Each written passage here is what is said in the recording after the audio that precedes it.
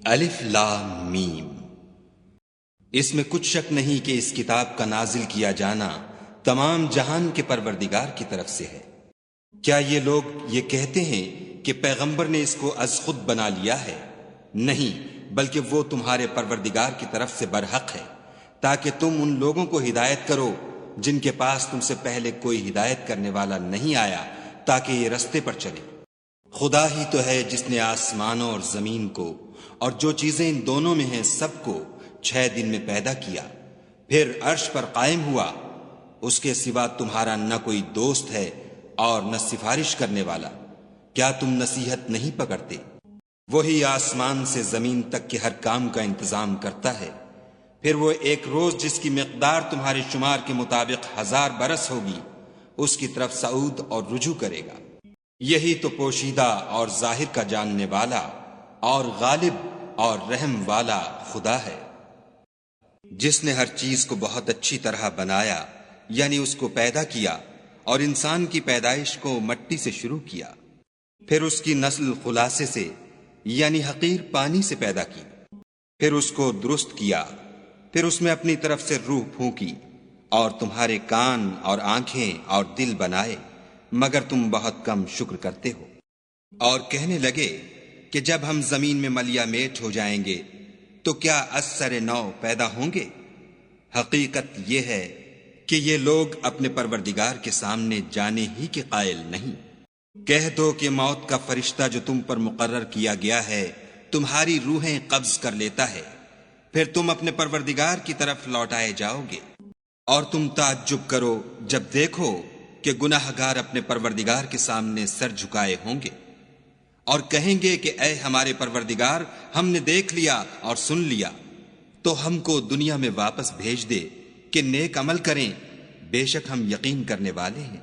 اور اگر ہم چاہتے تو ہر شخص کو ہدایت دے دیتے، لیکن میری طرف سے یہ بات قرار پا چکی ہے کہ میں دوزخ کو جنوں اور انسانوں سب سے بھر دوں گا۔ سو اب آگ کے مزے چکھو، اس لیے کہ تم نے اس دن کے آنے کو بھلا رکھا تھا۔ آج ہم بھی تمہیں بھلا دیں گے، اور جو کام تم کرتے تھے ان کی سزا میں ہمیشہ کے عذاب کے مزے چکھتے رہو۔ ہماری آیتوں پر تو وہی لوگ ایمان لاتے ہیں کہ جب ان کو ان سے نصیحت کی جاتی ہے تو سجدے میں گر پڑتے اور اپنے پروردگار کی تعریف کے ساتھ تسبیح کرتے ہیں اور غرور نہیں کرتے۔ ان کے پہلو بچھونوں سے الگ رہتے ہیں، اور وہ اپنے پروردگار کو خوف اور امید سے پکارتے، اور جو مال ہم نے ان کو دیا ہے اس میں سے خرچ کرتے ہیں۔ کوئی متنفس نہیں جانتا کہ ان کے لیے کیسی آنکھوں کی ٹھنڈک چھپا کر رکھی گئی ہے۔ یہ ان اعمال کا صلہ ہے جو وہ کرتے تھے۔ بھلا جو مومن ہو وہ اس شخص کی طرح ہو سکتا ہے جو نافرمان ہو؟ دونوں برابر نہیں ہو سکتے۔ جو لوگ ایمان لائے اور نیک عمل کرتے رہے ان کے رہنے کے لیے باغ ہیں، یہ مہمانی ان کاموں کی جزا ہے جو وہ کرتے تھے۔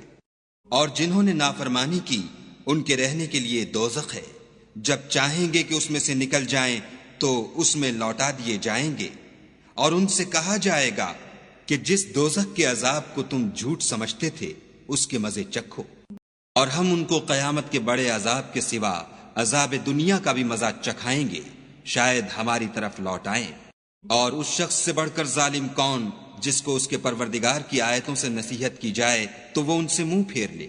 ہم گناہ گاروں سے ضرور بدلہ لینے والے ہیں۔ اور ہم نے موسیٰ کو کتاب دی تو تم ان کے ملنے سے شک میں نہ ہونا، اور ہم نے اس کتاب کو یا موسیٰ کو بنی اسرائیل کے لیے ذریعہ ہدایت بنایا، اور ان میں سے ہم نے پیشوا بنائے تھے جو ہمارے حکم سے ہدایت کیا کرتے تھے جب وہ صبر کرتے تھے اور وہ ہماری آیتوں پر یقین رکھتے تھے۔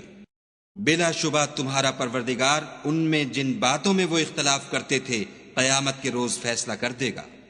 کیا ان کو اس امر سے ہدایت نہ ہوئی کہ ہم نے ان سے پہلے بہت سی امتوں کو جن کے مقامات سکونت میں یہ چلتے پھرتے ہیں ہلاک کر دیا؟